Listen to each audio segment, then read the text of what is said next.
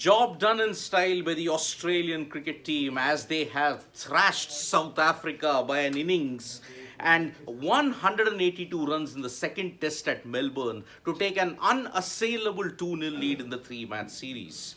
Remarkably, this is Australia's first series win against South Africa after 8 years.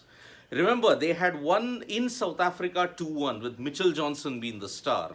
But after that, it has always been South Africa. South Africa won in Australia 2-1 with Vernon Philander being the star.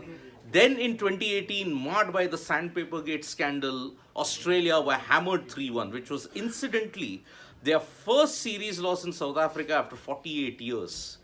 But revenge is sweet and it has been taken in grand style. Australia, despite having only 3 fit bowlers, they still managed to get the better of South Africa, and an innings and 182-run win at the Melbourne Cricket Ground sums up the dominance that Australia have had. Indeed, it has been a glorious 2021-2022 World Test Championship cycle for them because they have only lost one test in this entire cycle, and that was in Sri Lanka. But apart from that, it's been a flawless performance. I mean, the game was set when Australia bowled out South Africa for 189. That was the 7th consecutive time that South Africa could not muster 200 in a test innings. South Africa, in response, faced the heat with David Warner scoring a historic double hundred in his 100 test. Alex Carey notching up his maiden century, and Steve Smith unfortunately missing out on his century. Cameron Green, picked up in the IPL auction for Mumbai Indians for 17.5 crores, took 5 wickets in the first innings, but he sustained a broken finger. Mitchell Starc also had a fractured finger, but Starc bowled through the pain. Green could not bowl, and that is why he's been ruled out of the Sydney Test and is also in doubt for the India tour as well, because that begins in February. One hopes that Cameron Green's injury heals at the right time. So does Mitchell Starc's. Now, with 575 for 8 declared, South Africa did not make a great start when their skipper Dean Elgar was dismissed very early on day 3 in the final session with Pat Cummins taking the wicket.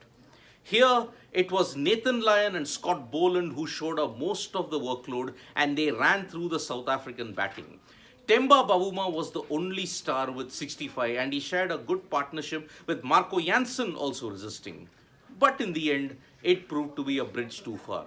South Africa were in danger, by the way, of not batting out, of not even getting to 200 for the 8th consecutive time.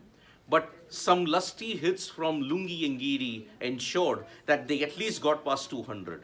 But fittingly, a leg spinner took the final wicket, and that was Steve Smith. Remember, this Boxing Day test match has been dedicated to the late, great Shane Warne. And indeed, it was confirmed that yes, it's a fitting tribute to the great man because Australia have erased 8 years of pain against South Africa and they have won 2-0. Now heading into the Sydney Test, they will now be ensuring to make it a whitewash and ensure that the revenge is complete. Remember, the New Year's Test begins on January 4th, and this is a build-up for the World Test Championship cycle final. Now, what are the permutations and combinations for all of this?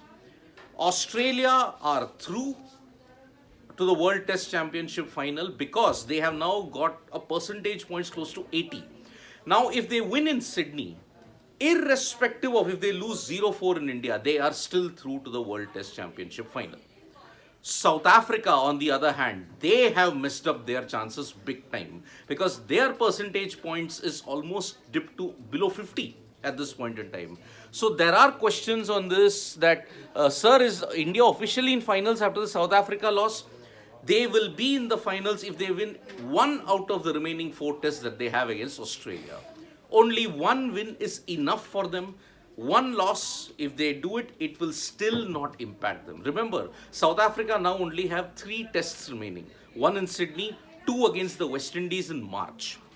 That might not make much of a difference because the India versus Australia Border Gavaskar Trophy is going to be a preview to the final that's going to happen at the Oval. So, chances of Sri Lanka, if Sri Lanka beat New Zealand 2-0 and if Australia beat India 4-0, then Sri Lanka has a chance. As simple as that. So, congratulations to Australia for a big, big, resounding win on Boxing Day. And they'll be hoping to make it a whitewash in Sydney. So, join us in Sports Today for all the news and analysis. Subscribe to Sports Today. Press the bell icon so that when we go live, tap that like, share, and subscribe button also. We are also on Facebook, Twitter, and Instagram. Thank you.